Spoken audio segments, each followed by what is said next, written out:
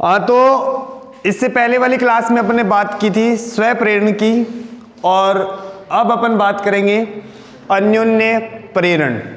देखो अन्योन्य प्रेरण का मतलब क्या होता है। मान लो जैसे एक कुंडली है, उसको आपने बैटरी से जोड़ रखा है, एक दूसरी कुंडली है उसके साथ गैल्वेनोमीटर जोड़ रखा है।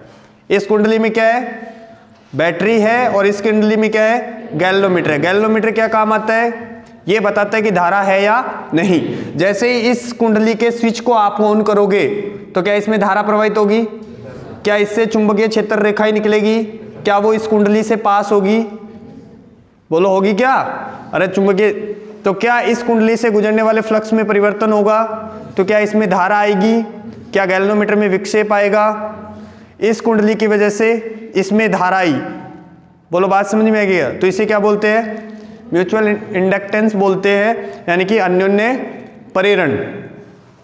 एक कुंडली में धारा प्रवाहित करो और दूसरी में प्रेरित धारा आए, और स्वयं प्रेरण में क्या था, इसी में धारा प्रवाहित करो और इसी में प्रेरित धारा आए। बोलो, एक प्रयोग से समझेंगे, उसके बाद इसकी डेफिनेशन है। जैसे मान लो एक कॉइल है या एक कुंडली है जिसे प्रेरण कुंडली बोलते हैं, इसके साथ आपने एक बैटरी को जोड़ रखा है, इसे बोलते हैं बेटा प्राथमिक कुंडली। क्या ये, प्राथमिक कुंडली, आई पी, क्या ये, I P, I P, P क्यों बोला है, प्राइमरी। इसके पास एक दूसरी कॉइल रखी हुई है,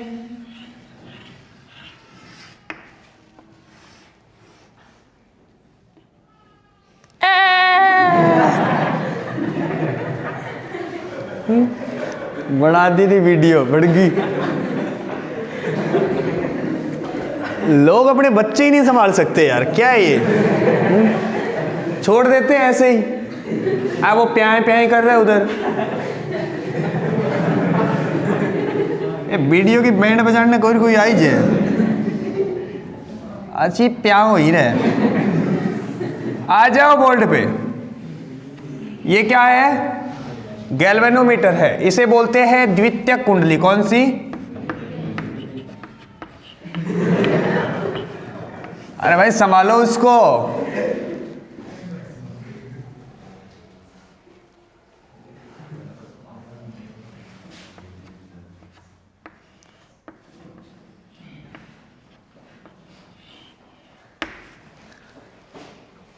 इस की को मैंने क्या किया बेटा, ऑन किया। क्या किया, ऑन। यह है प्रथम स्थिति।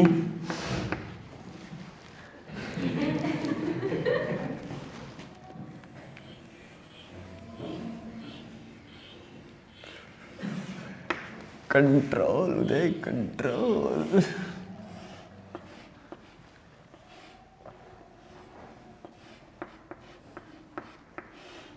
दिख रहा है क्या इधर, छोटी सी कुंडली बना देता हूं।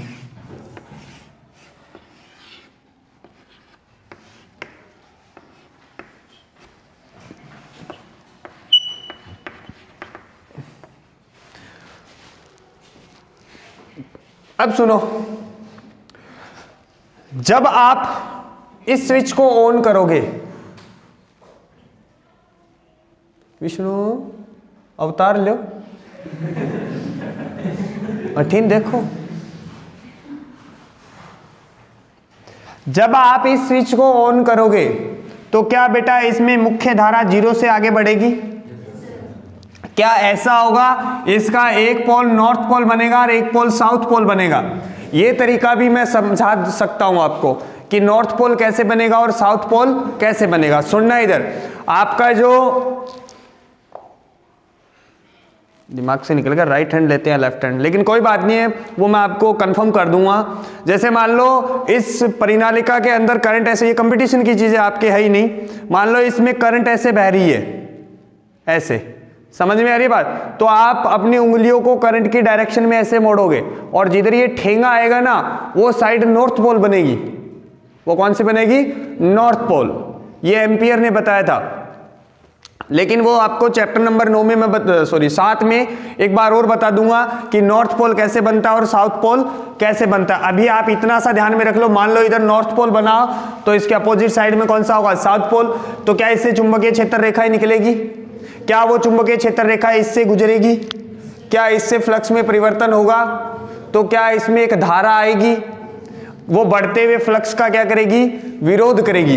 इस कुंडली में धारा प्रवाहित हो रही है और इसमें चुंबकीय प्रेरण घटित हो रहा है। इसमें क्या हो रहा है, इलेक्ट्रोमैग्नेटिक इंडक्शन। बोलो, समझ में आ रही है क्या बात?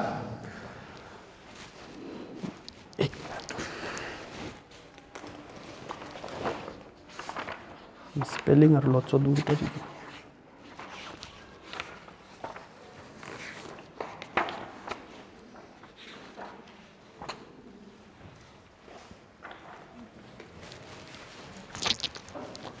देखो, जब आप इस कुंडली में धारा प्रवाहित करोगे तो क्या इससे फ्लक्स चेंज होगा? क्या इसमें विद्युत चुंबकीय प्रेरण की घटना घटित होगी? इस कुंडली की वजह से इसमें ईएमआई घटित हो रहा है, यानी कि विद्युत चुंबकीय प्रेरण घटित हो रहा है। तो इसे क्या बोलते हैं, इलेक्ट्रोमैग्नेटिक इंडक्शन। अब अगर आप इस की को ऑफ करोगे तो क्या जो मुख्य धारा है वो अधिकतम धारा से कहां आएगी, 0 की ओर आएगी। तो क्या इस कुंडली से गुजरने वाले फ्लक्स में कमी होगी? तो क्या इसमें जो धारा आएगी वो इस स्थिति की उल्टी दिशा में आएगी, क्योंकि ये उन कारणों का विरोध करती है जिसके कारण इसकी उत्पत्ति होती है। इसे क्या बोलते हैं, अन्योन्य प्रेरण बोलते हैं। क्या बात समझ में आ गई? ये प्रयोग आपको सिर्फ समझने के लिए, करना नहीं है, ये रटना नहीं है, इसको ये समझाने के लिए। अब इसकी परिभाषा देखो, जब किसी कुंडली में बहने वाली धारा में परिवर्तन होता है तो उसके पास रखी अन्य कुंडली में विद्युत चुंबकीय प्रेरण की घटना घटित होना क्या कहलाता है, अन्योन्य प्रेरण कहलाता है। बोलो, इसकी एक और डेफिनेशन है कि जब किसी कुंडली में बहने वाली धारा में परिवर्तन होता है तो उस कुंडली में चुंबकीय फ्लक्स में परिवर्तन होता है। इस कुंडली में चुंबकीय फ्लक्स में परिवर्तन होता है, लेकिन इसके साथ साथ इसके पास रखी कुंडली में भी चुंबकीय फ्लक्स में परिवर्तन होने के कारण इसमें एक प्रेरित विद्युत वाहक बल उत्पन्न होता है और एक धारा लेंज के नियमानुसार इस प्रकार प्रवाहित होती है कि वह उन कारणों का विरोध करती है। इसे क्या बोलते हैं, अन्योन्य। देखो, यहां से क्वेश्चन एक ही बनता है कि अन्योन्य प्रेरण किसे कहते हैं। दोबारा बता देता हूं, जब किसी कुंडली में बहने वाली धारा में परिवर्तन होता है तो उसके पास रखी अन्य कुंडली में विद्युत चुंबकीय प्रेरण की घटना घटित होना क्या कहलाता है, अन्योन्य प्रेरण कहलाता है। एक और डेफिनेशन है कि जब किसी कुंडली में चुंबकीय फ्लक्स के जब किसी कुंडली में प्रवाहित होने वाली धारा में परिवर्तन होता है तो उस कुंडली के साथ साथ उसके पास रखी अन्य कुंडली में भी फ्लक्स में परिवर्तन होता है, जिससे उसमें एक प्रेरित विद्युत वाहक बल उत्पन्न होता है और लेंज के नियमानुसार एक प्रेरित धारा प्रवाहित होती है, जिसे क्या बोलते हैं, अन्योन्य प्रेरण। जिसमें आप धारा प्रवाहित कर रहे हो उसे क्या बोलते हैं, प्राथमिक कुंडली, और जिसमें इलेक्ट्रोमैग्नेटिक इंडक्शन जो है घटित हो रहा है या विद्युत चुंबकीय प्रेरण घटित हो रहा है उसे क्या बोलते हैं, द्वितीय कुंडली बोलते हैं। क्या बात समझ में आ गई? अगला जो टॉपिक है वो है अन्योन्य प्रेरण गुणांक या अन्योन्य प्रेरकत्व। अन्योन्य प्रेरण गुणांक, अरे ये परिभाषा समझ में आ गई क्या? ठीक है, अन्योन्य प्रेरण गुणांक या अन्योन्य प्रेरकत्व। अन्योन्य प्रेरण गुणांक या अन्योन्य प्रेरकत्व, जिसको लिखते हैं बेटा किससे, कैपिटल एम से। नोट्स के अंदर स्मॉल एम लिख रखा है तो थोड़ा सा उसको सही कर लेना आप घर पे। देखो, एक कुंडली ये है, अब ध्यान से समझना, इसके साथ बैटरी जोड़ रखी है आपने, ठीक है, मान लो की ऑन है। इसमें प्रवाहित होने वाली धारा कितनी है, IP। पास रखी कुंडली है, ये गैल्वेनोमीटर है। क्या इससे गुजरने वाले फ्लक्स को मैं φs लिखूं, क्योंकि ये प्राइमरी कॉइल है और ये क्या है, सेकेंडरी कॉइल है। बोलो क्या इसमें प्रवाहित होने वाली धारा या फिर इससे गुजरने वाला फ्लक्स इसकी धारा के समानुपाती होता है? द्वितीय कुंडली से गुजरने वाला फ्लक्स या द्वितीय कुंडली से पारित होने वाला फ्लक्स प्राथमिक कुंडली में प्रवाहित होने वाली धारा के समानुपाती होता है। बोलो बात समझ में आ गई क्या? भाई इम जितनी ज्यादा धारा प्रवाहित करांगा इम उतो ही ज्यादा फ्लक्स गुजरेगो। तो यही लैंग्वेज लिखनी है कि द्वितीय कुंडली से गुजरने वाला फ्लक्स प्राथमिक कुंडली में प्रवाहित होने वाली धारा के समानुपाती होता है। तो क्या लिख दोगे आप? बोलो क्या बेटा, समानुपाती का साइन हटेगा तो एक कांस्टेंट आएगा। बोलो बात समझ में आ गई क्या? इसे क्या बोलते हैं? अन्योन्य प्रेरण गुणांक। किन किन राशियों पर निर्भर करता है? आकार पे, आकृति पे, फेरों की संख्या पे और चुंबकीय पारगम्यता पे। इसका भी मात्रक क्या हो जाएगा? वेबर बटे एम्पियर। और क्या होता है ये? हेनरी। क्या है? हेनरी। याद रख लोगे ये बात। इसकी भी विमा क्या होती है? m1L2T-2 A-2। कोई दिक्कत? क्या यहां से मैं अन्योन्य प्रेरण गुणांक की परिभाषा दे सकता हूं? यदि प्राथमिक कुंडली में प्रवाहित होने वाली धारा अगर इकाई हो, कितनी हो? इकाई हो, तो द्वितीय कुंडली में उत्पन्न होने वाले चुंबकीय फ्लक्स के परिमाण, चुंबकीय फ्लक्स का परिमाण किसके बराबर होता है? अन्योन्य प्रेरण गुणांक के बराबर होता है। क्या बात समझ में आ गई? अरे वही चीजें हैं जो पहले पढ़ चुके हैं। बोलो दोबारा बता देता हूं। सबसे पहले अन्योन्य प्रेरण की परिभाषा कि जब किसी कुंडली से गुजरने वाले फ्लक्स में जब किसी कुंडली से गुजरने वाली धारा में परिवर्तन होता है तो उसके पास रखी अन्य कुंडली में विद्युत चुंबकीय प्रेरण की घटना घटित होना अन्योन्य प्रेरण कहलाता है। बोलो एक और परिभाषा क्या है? जब किसी कुंडली से गुजरने वाली धारा में परिवर्तन होता है तो उस कुंडली के साथ साथ उसके पास रखी अन्य कुंडली में भी चुंबकीय फ्लक्स में परिवर्तन आता है, जिससे उस कुंडली के अंदर एक प्रेरित विद्युत वाहक बल उत्पन्न होता है और एक धारा इस प्रकार प्रवाहित होती है कि वे उन कारणों का विरोध करती है जिसके कारण उसकी उत्पत्ति होती है। इसे क्या बोलते हैं? अन्योन्य प्रेरण। द्वितीय कुंडली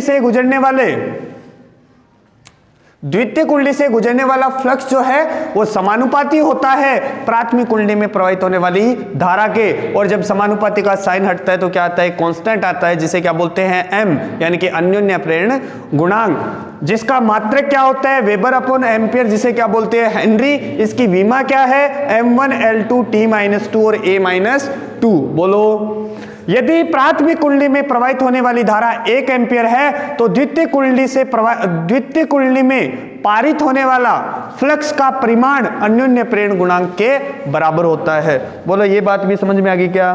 फिर है प्रेरित विद्युत वाहक बल तथा अन्योन्य प्रेरण गुणांक में संबंध। क्या है? अन्योन्य प्रेरण गुणांक तथा प्रेरित विद्युत वाहक बल में संबंध।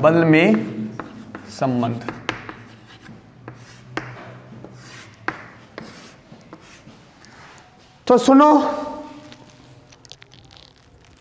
थ्योरी में क्या लिखोगे कि यदि प्राथमिक कुंडली में प्रवाहित होने वाली धारा में परिवर्तन होता है तो उसके पास रखी अन्य कुंडली में भी अन्य कुंडली से गुजरने वाले चुंबकीय फ्लक्स के मान में परिवर्तन होता है, जिससे उसमें एक प्रेरित विद्युत वाहक बल उत्पन्न होता है। बोलो फिर नीचे क्या लिख दोगे? दोबारा सुन लो। जब प्राथमिक कुंडली में प्रवाहित होने वाली धारा में परिवर्तन होता है तो उसके पास रखी अन्य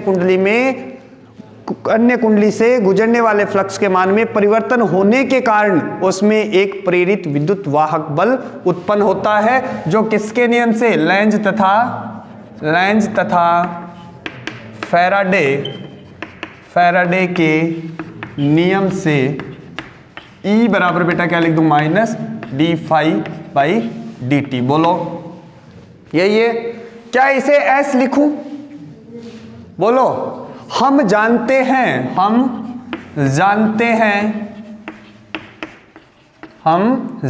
हैं कि फाई S बराबर है किसके, MIP के। बोलो समझ गए? क्या ये वैल्यू यहां पुट कर दूं? अरे वही प्रोग्राम है, M बाहर आ जाएगा DIP बाई DT, और इसका परिमाण क्या होगा, इसका परिमाण होगा E बराबर M D phi P by DT।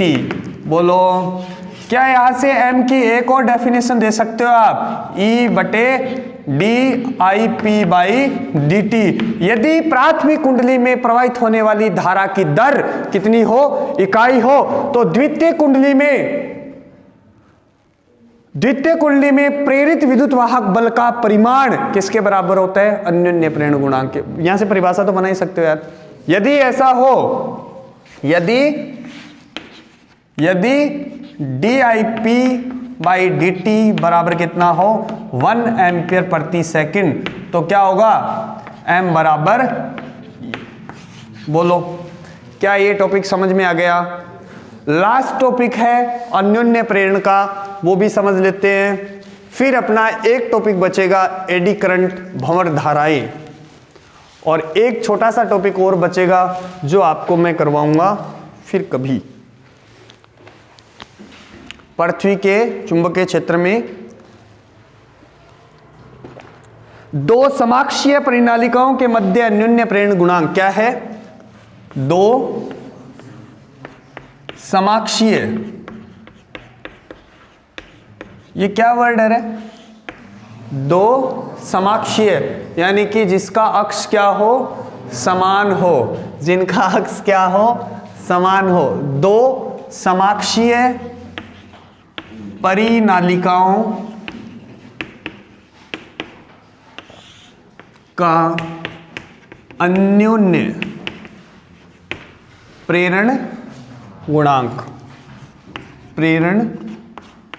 गुणांक, ध्यान से समझना भी, इस पे पीछे की न्यूमेरिकल है।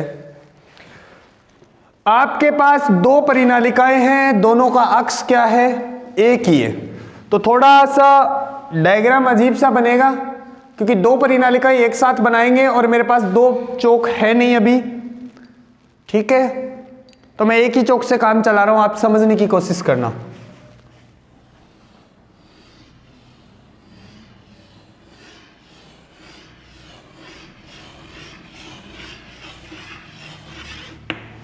एक परिनालिका ये हो गई, कोई दिक्कत? ठीक है। इसी के ऊपर एक दूसरी परिनालिका बनानी है। अगर दो चौक होते तो मैं बना देता, लेकिन अब इसी के ऊपर बनानी पड़ेगी, तो कोई बात नहीं है, ये दूसरी परिनालिका होगी। थोड़ा सा मैं इस टाइप से बना देता हूं,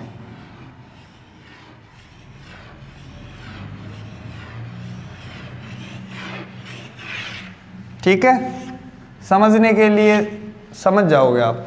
बोलो भाई, इस परिनालिका को बोल रहा हूं बेटा मैं प्राथमिक परिनालिका, प्राथमिक कुंडली या प्राथमिक परिनालिका। ये क्या है? द्वितीयक परिनालिका, ठीक है? दोनों परिनालिकाओं की लंबाई कितनी है? L। इस परिनालिका में धारा मान ली मैंने कितनी? IP। इसमें फेरों की संख्या कितनी? NP। बोलो इसमें धारा कितनी? IS। इसमें फेरे कितने? NS। बोलो कोई दिक्कत? क्या लिखोगे कि माना दो समाक्षीय परिनालिकाएं हैं, समाक्षीय का मतलब दोनों का अक्ष क्या है, ठीक है? प्राथमिक दो समाक्षीय परिनालिकाएं हैं S1 तथा S2, जिनमें फेरों की संख्या NP और NS है। नोट्स में शायद 1 और 2 दे रखा है, कोई बात नहीं, एक ही बात है, चलो 1 और 2 मान लेते हैं।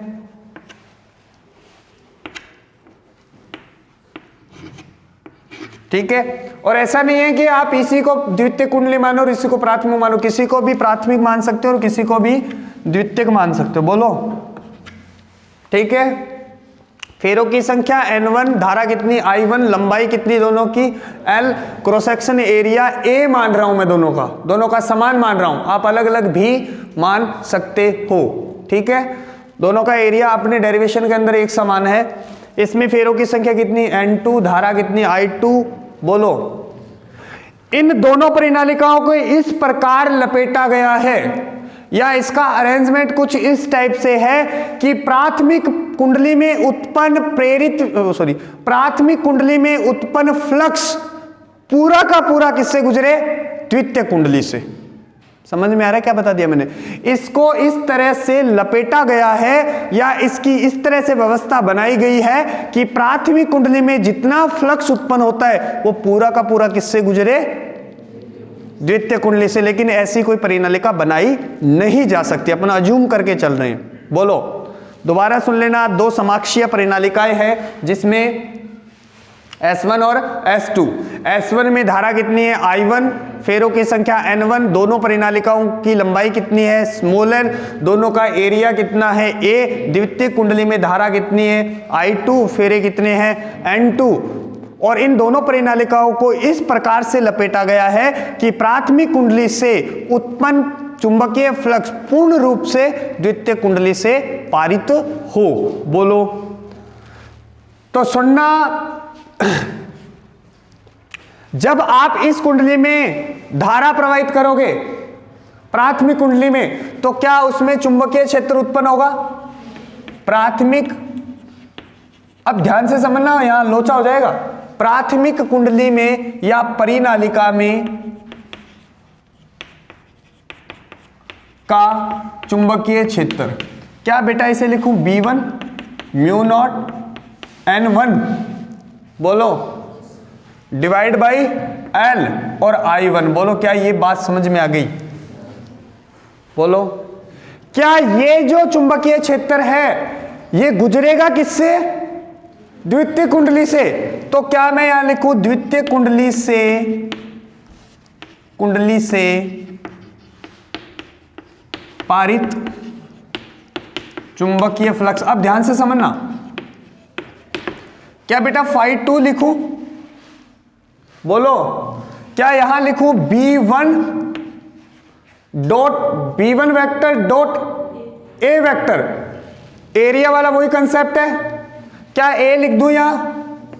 बोलो, क्या ये तो एक फेरे से है, इसको किससे मल्टीप्लाई करूं? N1 से या N2 से? फ्लक्स गुजर किससे रहा है? N2 से। तो क्या कुल फ्लक्स को या N2 फेरों से गुजरने वाला, समझ गए क्या? अरे बोलो यार, तो कुल फ्लक्स को बेटा क्या यहां डायरेक्ट N2 जोड़ दूं? बोलो यार, समझ में आया नहीं आया? चुंबकीय क्षेत्र तो इसका होगा, और वो चुंबकीय क्षेत्र गुजरेगा किससे? द्वितीय कुंडली से। तो फेरे किसके लोगे? द्वितीय कुंडली के। तो क्या आप जानते हो कि phi2 बराबर, क्या लिखो? phi2 बराबर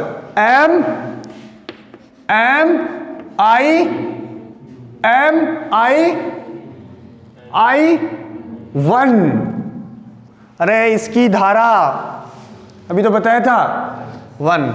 क्या बेटा दोनों इक्वेशन को बराबर कर दूं तो क्या बनेगा? देखो, I1 बराबर B का मान रखो mu naught N1 N2 I1 A divide by L। बोलो, क्या I1 से I1 कैंसिल हो जाएगा? तो क्या यहां से अन्योन्य प्रेरण गुणांक आ जाएगा कितना? म्यू N1 N2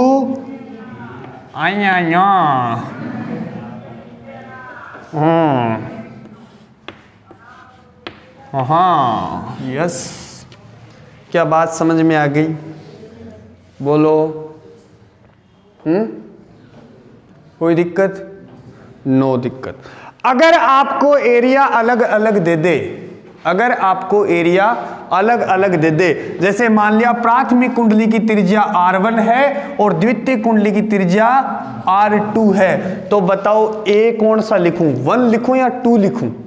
इसका एरिया मान लिया बेटा A1 है और इसका एरिया कितना है, A2 है, तो बताओ A1 लिखूं या A2 लिखूं? A2 लिखोगे। क्या लिखोगे? A2। बोलो, समझ गए क्या? तो यहां क्या आ जाएगा फिर, पाई R2 का स्क्वायर। बोलो हाँ ना। लेकिन ये आपके सिलेबस में पूछेगा नहीं, उसने एरिया क्या लिया है, समान लिया है। दोबारा बताऊं ये डेरिवेशन, दोबारा सुन लो, कुछ नहीं है। दो परिनालिकाएं हैं, दोनों का अक्ष एक ही है, एक कुंडली का नाम S1 है, दूसरी कुंडली का नाम S2 है। S1 में धारा IP, फेरों की संख्या N1, लंबाई L। बोलो द्वितीयक जो कुंडली है उसका नाम क्या है, S2, फेरे कितने N2, धारा कितनी I2 और लंबाई कितनी L। अगर आप त्रिज्या भी डिफाइन करना चाहते हो तो प्राथमिक की कितनी R1 और द्वितीयक की कितनी R2। फिर क्या चुंबकीय क्षेत्र इसका होगा, μ0 N1 I1 L। क्या ये द्वितीय कुंडली से गुजरेगा तो φ2 बराबर क्या हो जाएगा, N2। फेरे किसके लोगे, द्वितीय कुंडली के, B1 और A। आगे तो आप समझ गए होंगे, I1 से I1 कैंसिल हो जाएगा। तो इस चैप्टर के अंदर अपना एक लास्ट टॉपिक बचा है, कौन सा, भंवर धाराएं, जो अपन नेक्स्ट वीडियो में सोल्व करेंगे। और जो भी इस वीडियो को देख रहा है वो लाइक कर दे, शेयर कर दे, सब्सक्राइब कर दे। और तो क्या कहूँगा, गणाई थी ना क्या कहता।